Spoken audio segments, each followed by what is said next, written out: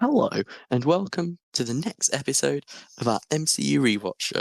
Today we're going to be talking about the 2014 amazing film Captain America the Winter Soldier. So, Keane, if you want to kick us off. Tom, I'm hearing some bias right there. Okay, I'm not going to lie. This was the second time I've watched this film. This is the third time I've watched this film. I am so sure me and you have watched it together one time. Did we? Have we? I feel like we did. You know what I mean? I feel like we watched it together at one point. Probably. I got like a mini memory flashback, and I was like, "Oh, flashback!" First movie, not to start with a flashback, by the way. 10 points to go. 5 out of 5 stars immediately. No, was a positive, mind. You know, we start off very strong with the infiltration of the captured Shield members. Straight dominating. Why is Maria Hill tied up? Without me, I'm sorry. She wasn't Keane. She wasn't tied. Was she not in that? She was definitely in that room. She was not. There was a woman. There was a woman that looked exactly like her. Then that was not Maria Hill, Keane. There was a brunette woman in that room, was there not? There was not Maria Hill, Keane. Damn, I really thought it was her, to be fair. But then obviously there was that. Something I do like about it is this is more of a rewatch like is when you go back and you kind of get to see who's Hydra in the mix. Yeah. As we see with Crossbones and Stitwell, I think his name was. The bald guy with glasses. You know, I like picking out who's Hydra and who isn't, if you get me. Yeah. Obviously, the relationship between Cap and Nat was great at the start of it. You know, her like, why don't you go with this girl? Why don't you go with this girl? Why don't you go with this girl? Right? You know, I thought it was cool. I thought I liked it. I was like, anyway. Obviously, the introduction to the Falcon in the coolest way possibly, with like on your left. I don't know if that's that yet, but like when they're running together. I like that introduction. And I will say I do like Sam Wilson's Falcon a lot. I've yet to see Falcon and the Winter Soldier, so you know maybe we don't like Falcon as much, but you know everything I've seen in him so far I kind of like. You know the infiltration, I like that scene. Okay, and then there's a lot more things I like about it. Obviously, I like the moment Steve finds out that Hydra is still around and they didn't die off in 1945 when he did. I like the final battle with Bucky just beating the shit out of him. Just yes, you need to hear the noises, Tom. Okay. Quite frankly, I think Stitwell's death is quite funny. Yeah. When he just gets yoinked out of the car, thrown. Not only is he thrown, he is then ran over by a semi.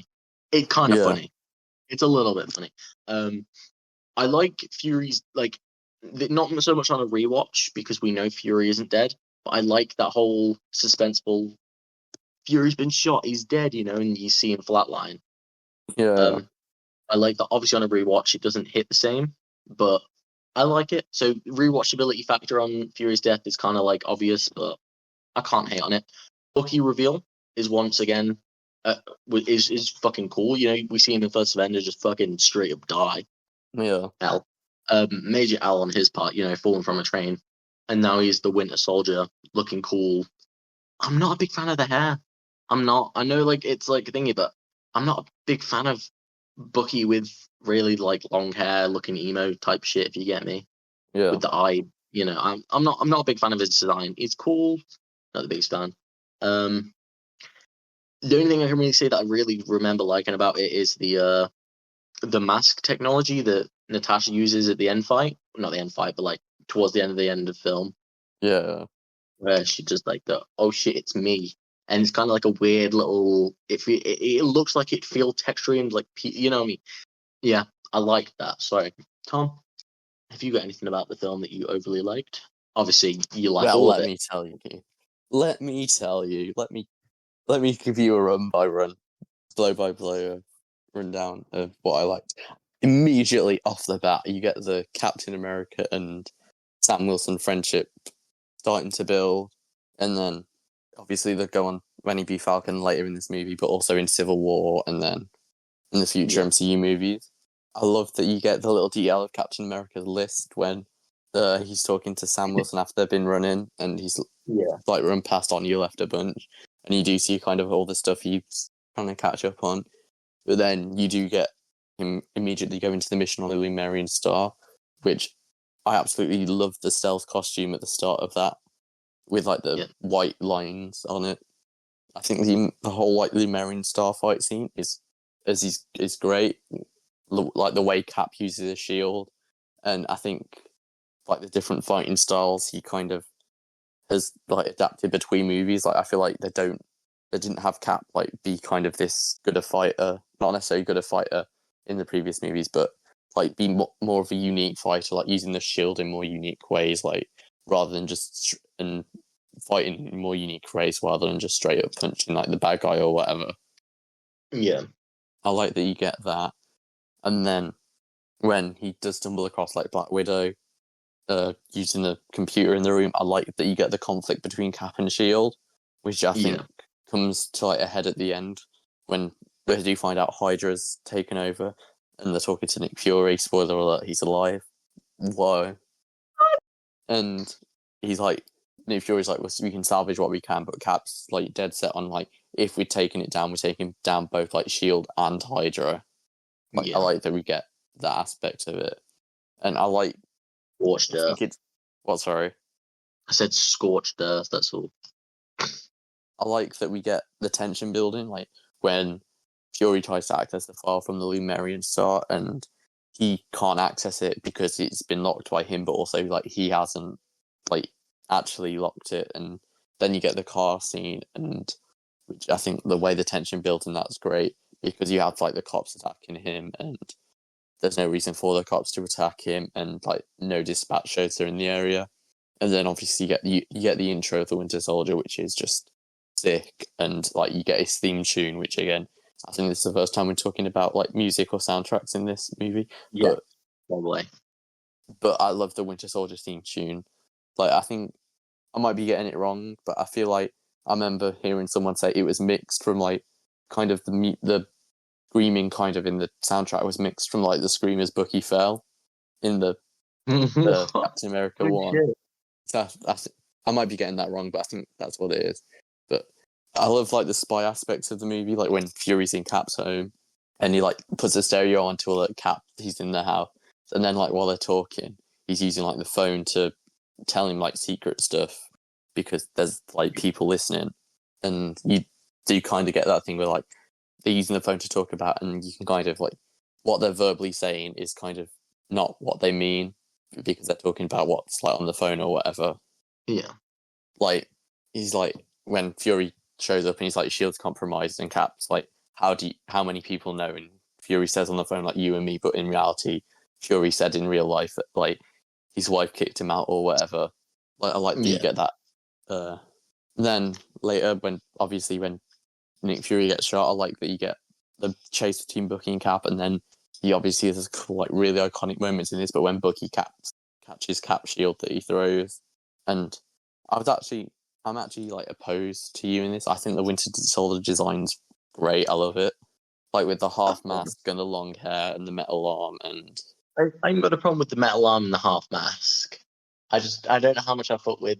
No, okay, I will say I like the contrast between what we have seen as Bucky and haven't, because you know he's from the 40s, long hair, definitely large makeup on his eyes would be.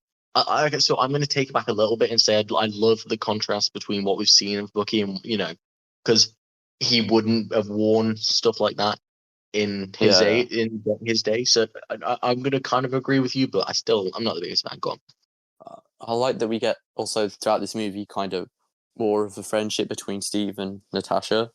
I feel like with Avengers 1, it's very much they're more kind of colleagues rather than like actual friends. But I feel like in the gap like between this and Avengers 2, Age of Ultron, you do kind of get like the friendships kind of growing within the like Avengers. Like obviously with the Iron Man 3 post-credit scene, you have Iron Man talking to Bruce Banner about with therapy with Bruce Banner or whatever. Then you have Steve and Nat in this one. I like that you get that. Then obviously we get the elevator scene which is such a good fight scene, all the action scenes in this, in my opinion, are great. But like the fact that Cap notices, like you get the people with like the itchy trigger finger and the sweaty guy, and obviously it's like played back to in Endgame where he like uses the knowledge of kind of that these guys are Hydra to get the. I like that, and like the fact it's played back. And then when Steve's coming out, like when he takes down the Quinjet, I think that's again such a good action scene, like because it shows like how powerful and kind of good Captain America is at what he does. Yeah. And then when he meets Nat at the hospital, when he meets Nat at the hospital to get like the memory stick or whatever, I like that you do kind of get the established kind of legend of the Winter Soldier, where like Nat's like most of the intelligence community doesn't believe he exists or whatever. And I like that you kind of establish that there's this guy who's like just such a ghost that most people don't even like know, even in the intelligence community don't even know he exists or whatever. I like that we go back to like the camp where Steve trained and did the flag and jumped on the grenade from the first movie, and that we got like the more, I guess, comic accurate version of Arnim Zola with him in the computer. Yeah. Like, and to be honest, I just love kind of the concept of Hydra also growing within S.H.I.E.L.D., with them like controlling history and like killing Stark's parents and stuff. Yeah. I like that you get that concept. Then obviously when they find Jasper Sitwell, the freeway fight scene, Bucky punching Cap's shield, and the fight with Cap, with like how Bucky like uses the knife and stuff, and then also Cap realizing it's Bucky. I think that's just really great. I will say I really like the like throughout this movie, like the semi callback to the like the one-off lines.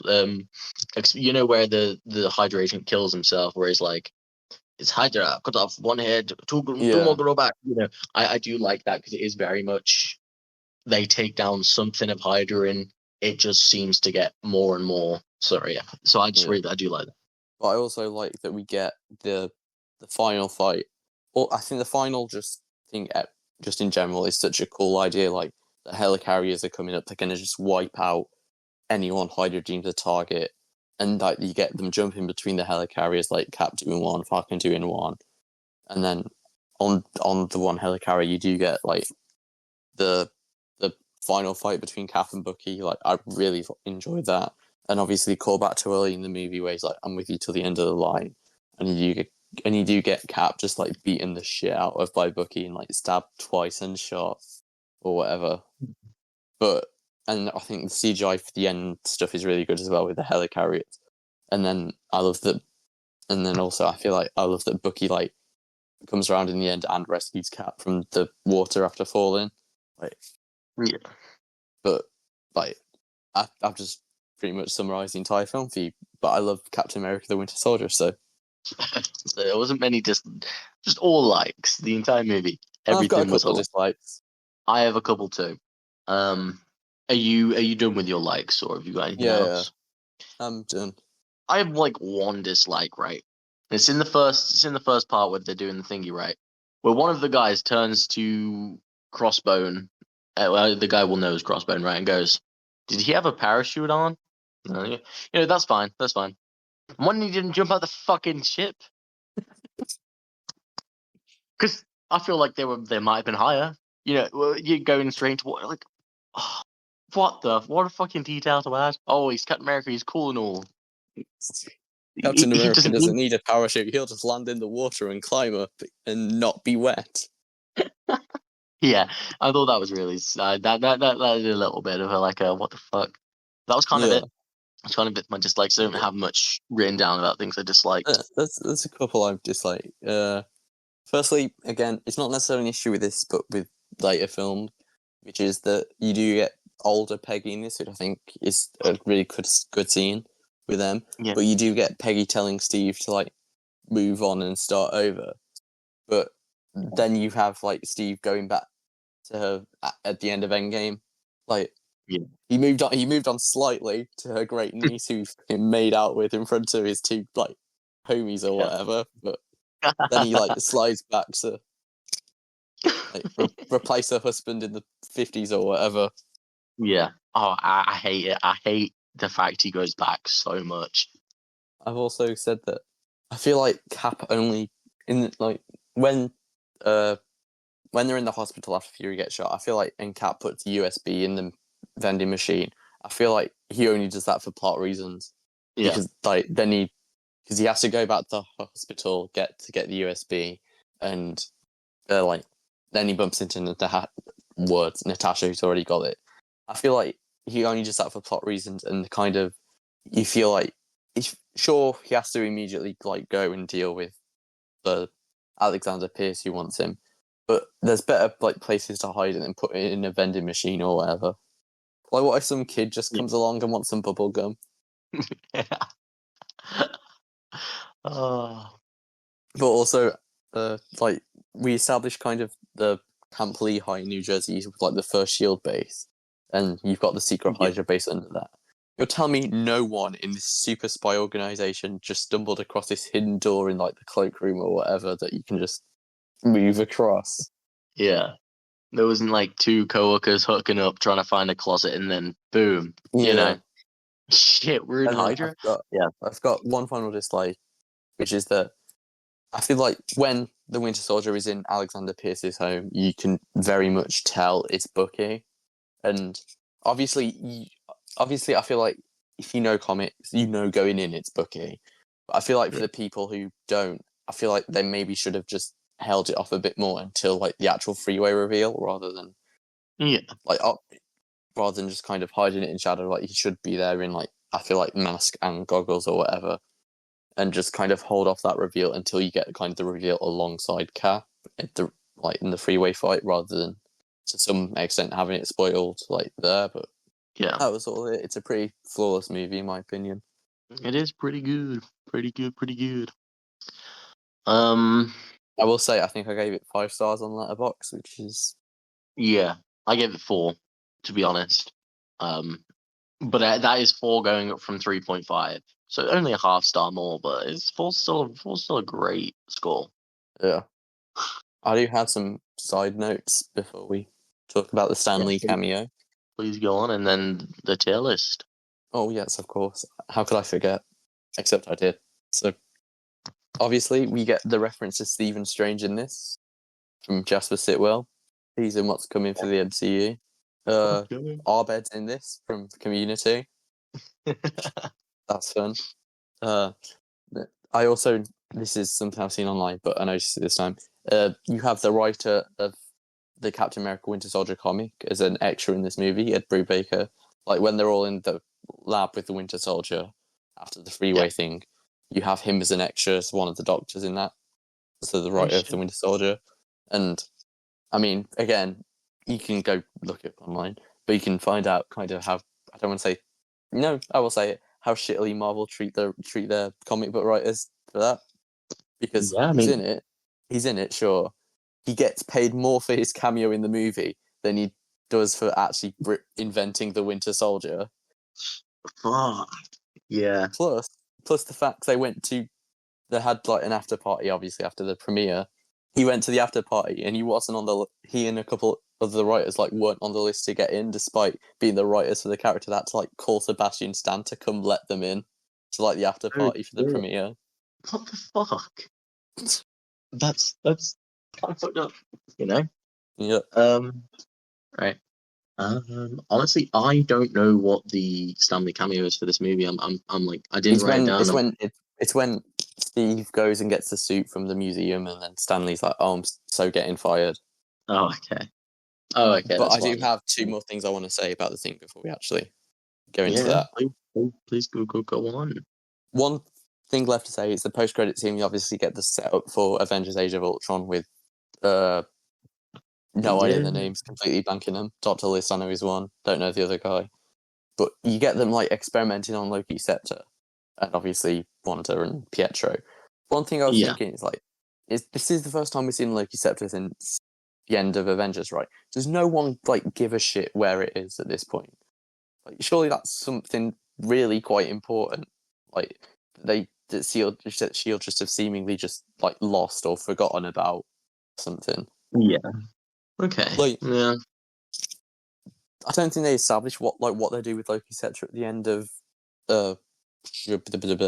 Avengers 1, but I Yeah. feel like there would at least be like an offhanded reference or something if it was in the hands of fucking Hydra.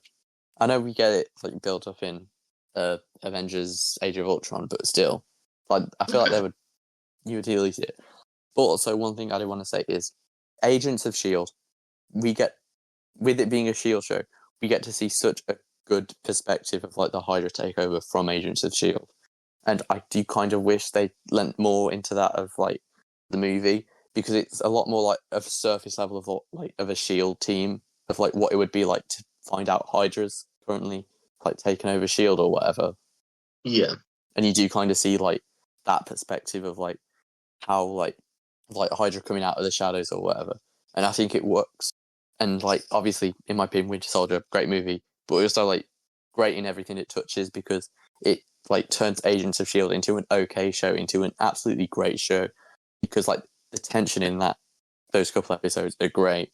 And it also like feeds the tension from like the actual show. Like there's this big mystery about who this guy called the Clairvoyant is, and it kind of feeds the tension of like, oh, there's this Clairvoyant, oh, but now there's Hydra as well. So I like that they're kind of like, who does the Clairvoyant end up being? a guy called John Garrett, which you MCU guys who have watched the movies wouldn't know. Yeah. But it's kind of like they build the tension up, and then like Winter Soldier comes along and just immediately like smashes the door open, and like the floodgates of tension just come out. And we'll talk. I'll talk more about Winter Soldier, Agents of Shield next week, and we talk about Avengers: Age of Ultron. But yeah, that's all I want to say for this. Well, no, it's good. I can't lie. I've put them in the category. I think we're gonna put them in. But I've just been looking at a couple of next week's episodes, and we've got 2 really good weeks. So next week we've got Guardians, Avengers, and Ant-Man. So cool. Just to recap: S rank, we've got Iron Man 1 and the Avengers. A rank, Captain America, First Avenger. B rank, Iron Man 2. C rank, Hulk, Thor. So Yes, starting off with Monday's episode with Iron Man 3. Significantly better than 2 and 1, but it does, like, we have Iron Man 1 at S rank because it started the MCU and it does its job, right? Also has the best villain, but we obviously clearly loved Iron Man 3, right? yeah. Are we putting it top A rank? I think we have to, yeah.